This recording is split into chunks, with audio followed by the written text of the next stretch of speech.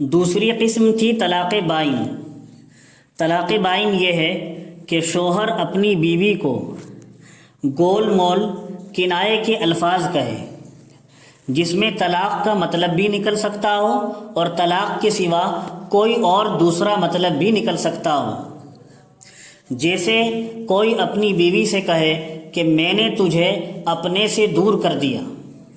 تو اس کا ایک مطلب تو یہ ہے کہ میں نے تجھے طلاق دے دی،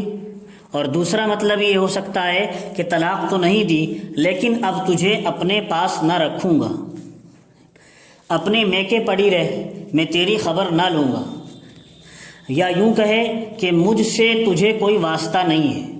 مجھے تجھ سے کوئی مطلب نہیں ہے، میں نے تجھے الگ کر دیا، میرے گھر سے چلی جا، اپنے ماں باپ کے سر جا کر بیٹھ جا، میرا تیرا نباہ نہ ہو سکے گا۔ اس طرح کے اور الفاظ جن میں دونوں مطلب نکل سکتے ہوں کنایا کہلاتے ہیں، عربی زبان میں کنایا کہلاتے ہیں، اور اس طرح کی مذکورہ کنایا الفاظ سے دی جانے والی طلاق کو طلاق بائن کہتے ہیں۔ یہ تو طلاق بائن سمجھ لی آپ نے کس طرح دی جاتی ہے۔ اب اس طلاق بائن کا حکم کیا ہے؟ طلاق بائن کا حکم یہ ہے کہ ایک بار یا دو بار طلاق بائن دینے پر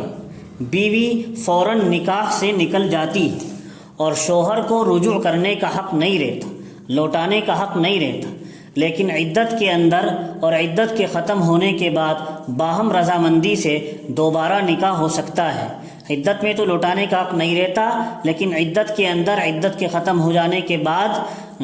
دوبارہ نکاح ہو سکتا ہے، تجدید نکاح کیا جا سکتا ہے،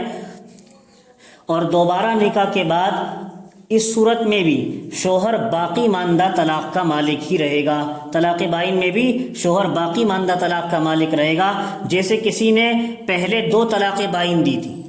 پھر دوبارہ نکاح کر لیا، تو اب یہ باقی ایک ہی طلاق کا مالک ہوگا۔ پھر کبھی اگر کسی وقت میں آگے چل کر شوہر نے 1 طلاق دے دی صرف، تو 3 ہو کر بیوی حرام ہو جائے گی، کیونکہ 2 پہلے دے رکھی ہیں اور 1 اب آگے چل کر دے دی ہے، اور زندگی میں اس کو 3 ہی کا اختیار تھا، ایک عورت کے لیے، ایک بیوی کے لیے، تو لہٰذا اب یہ آگے دی ہوئی 1 طلاق 3 ہو کر مغلظہ بن جائے گی اور بیوی ہمیشہ کے لیے حرام ہو جائے گی۔ اب بعد عدت کے شرعی حلالے کے بغیر نکاح بھی نہیں ہو سکتا۔